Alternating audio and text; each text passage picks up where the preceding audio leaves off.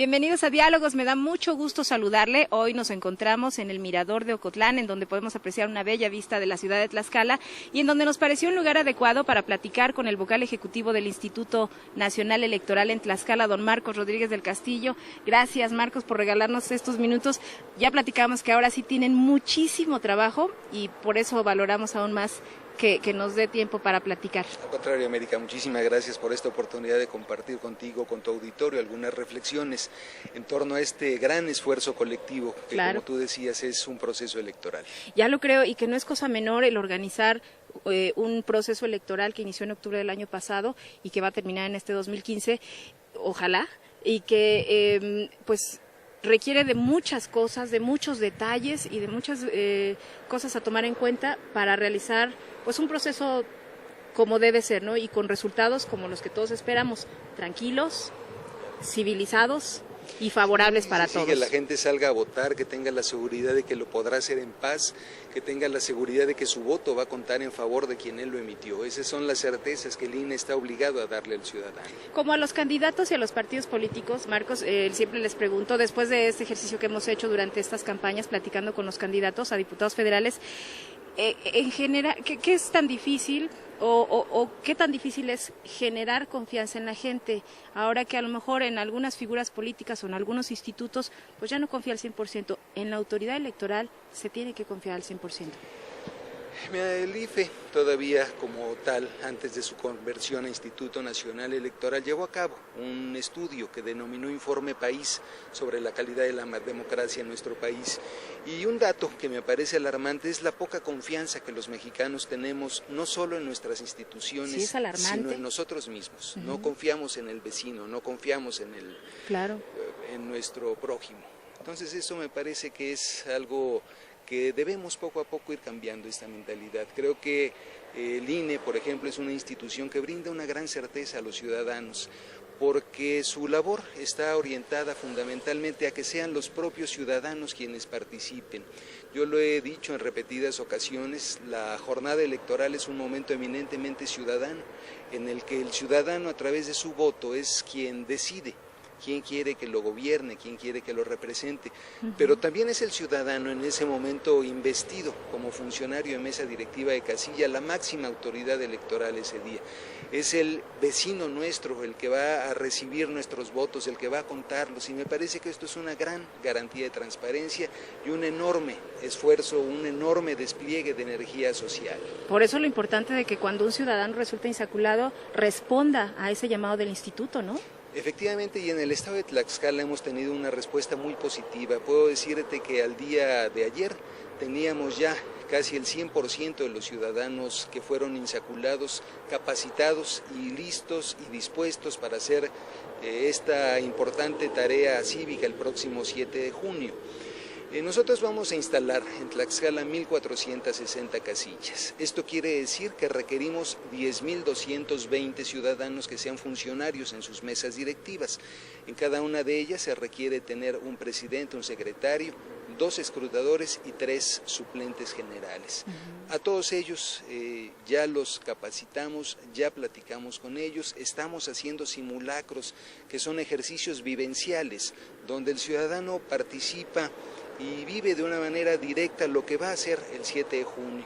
Y ahí surgen dudas muy interesantes, ¿no? ¿Qué pasa, por ejemplo, si un ciudadano llega, quiere votar y no tiene con su credencial para votar? Ahí se resuelven ese tipo de dudas. ¿Cómo llenamos las actas? Entonces me parece que esto se va a reflejar necesariamente en una mejor calidad para nuestra democracia. Vamos a llenar mejor nuestras actas, por ejemplo, nos vamos a equivocar menos en todos estos aspectos que humanamente siempre recurren en una elección.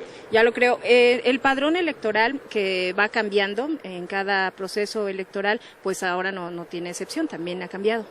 Efectivamente, aproximadamente el padrón electoral crece 3% en cada elección, que corresponde al porcentaje de crecimiento poblacional. Para esta elección en Tlaxcala somos 856,134 los ciudadanos y ciudadanas que estaremos en posibilidad de acudir a las urnas. Esto quiere decir que ese es el número del listado nominal de electores, es decir, el número de ciudadanos y ciudadanas en Tlaxcala que contamos con credencial para votar con fotografía y a los cuales el INE está en disposición de recibir el voto de todos. En esta cifra se suman, por supuesto, todos los jóvenes que por primera vez van a votar. Efectivamente, que en el caso de Tlaxcala son aproximadamente 8,700. A todos estos jóvenes que tienen entre 18 y 19 años, invitarlos, decirles que su participación es importante, que acudan a votar, que ejerzan ese derecho fundamental que nos da la Constitución a los mexicanos. ¿Cómo se van moviendo los números, Marcos, de una elección a otra?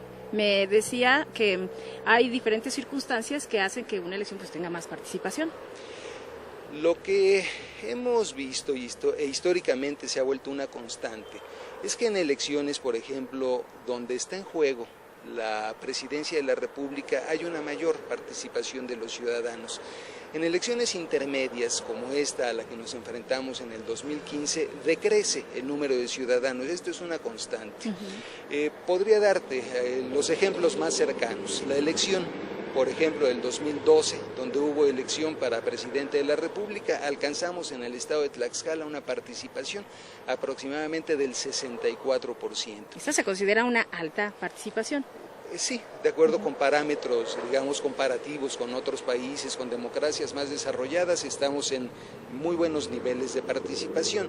Sin embargo, por ejemplo, la participación en la elección del 2009 fue de alrededor del 37%. Es decir, esto demuestra el fenómeno al que acabo de hacer referencia, que el ciudadano se interesa más en votar cuando hay candidatos presidenciales. ¿Qué sería una expectativa para este caso? No, esta es una elección solamente en la que se va a elegir la Cámara de Diputados y el Congreso de la Unión.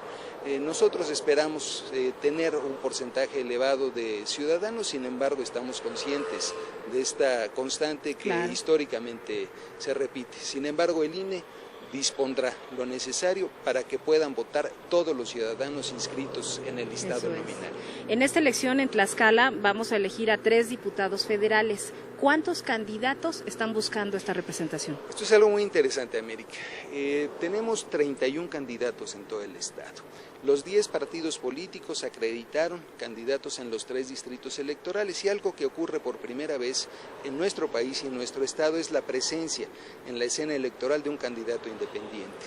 En el país hay 22 candidatos independientes en 12 entidades diferentes de la República.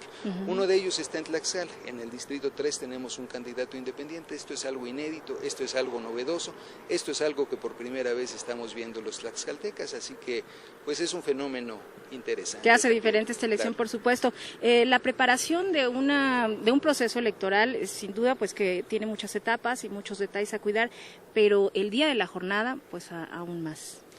Por supuesto. En preparación a la jornada, nosotros distribuimos los paquetes electorales a los presidentes de las mesas directivas de casilla.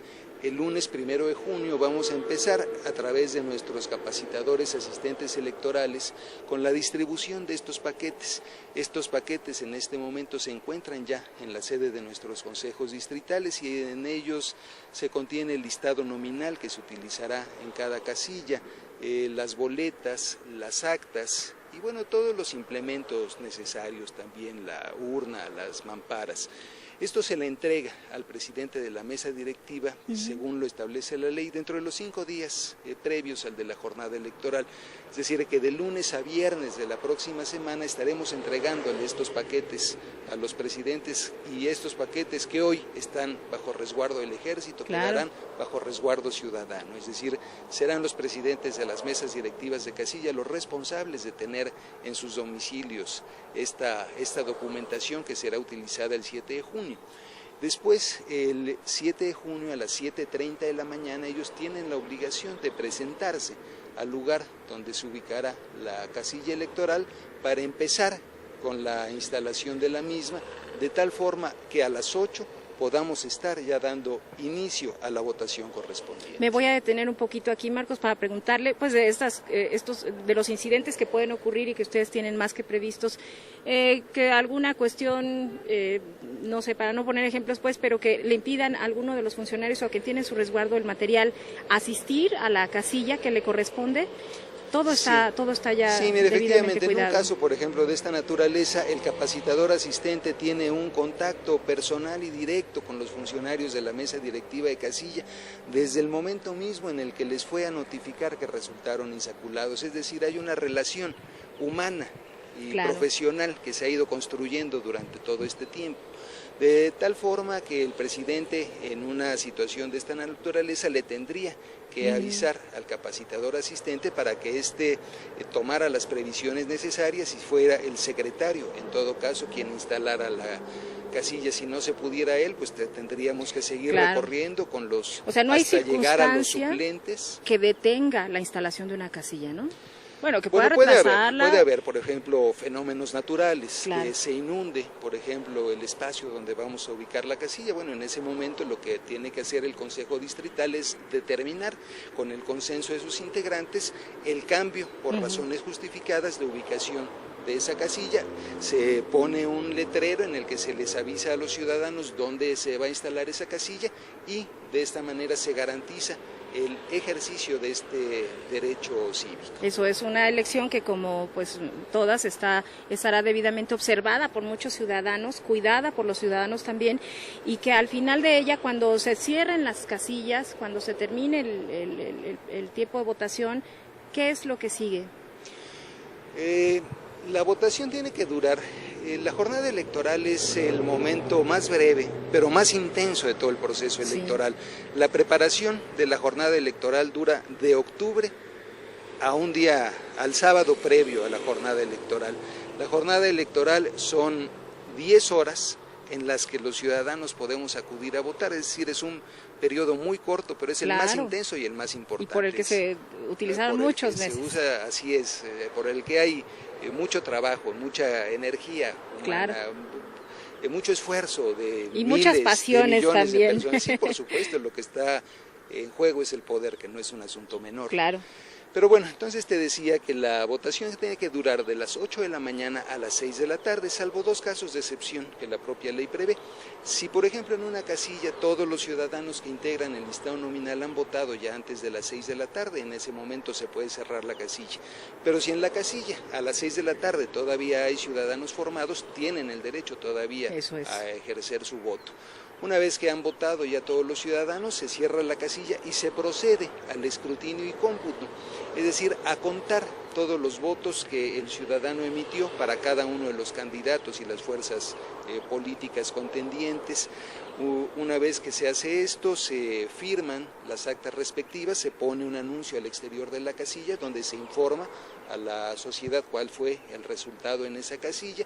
El paquete es trasladado a la sede del Consejo Distrital, donde son recuperados todos los paquetes de ese distrito, y el miércoles siguiente al domingo de la elección se lleva a cabo por parte de los consejos distritales el cómputo de esa elección.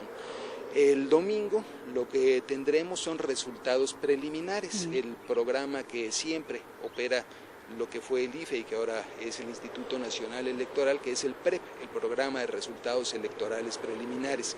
Sin embargo, los resultados definitivos se obtienen a partir del cómputo distrital, que se lleva a cabo el miércoles posterior al de la elección. Por eso esto no se acaba hasta que se acaba, ¿no? Yo creo que cada elección ocurre lo mismo, que los partidos políticos o los candidatos celebran, antes, no sé si antes de tiempo, no celebran porque todos están entusiastas y algunos con la seguridad de triunfos, pero esto se termina hasta que la autoridad electoral dice oficialmente los resultados.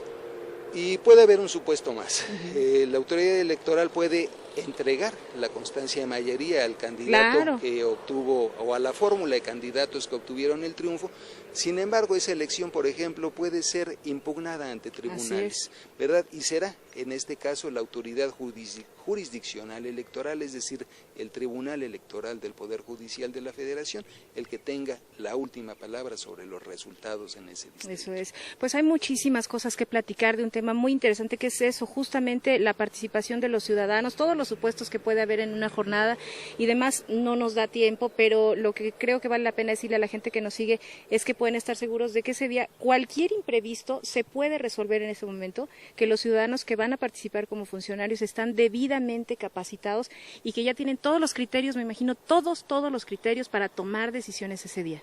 Efectivamente, si el funcionario de mesa directiva de casilla, por ejemplo, se enfrentara a una situación que lo rebasara, puede acudir al capacitador asistente, el capacitador asistente puede acudir al consejo distrital, el consejo distrital puede acudir al consejo local, el consejo local puede acudir al consejo general. Hay instancias. Es decir, hay instancias de resolución inmediata de cualquier conflicto. También señalar que los ciudadanos pueden acudir a votar de manera pacífica.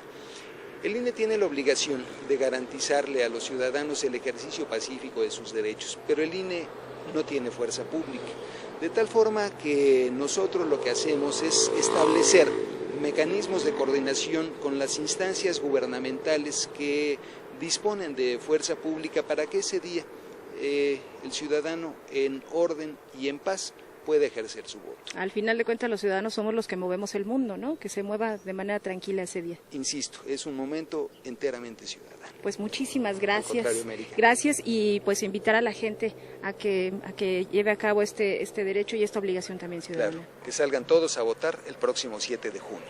Muchísimas gracias. Gracias, y gracias también a usted.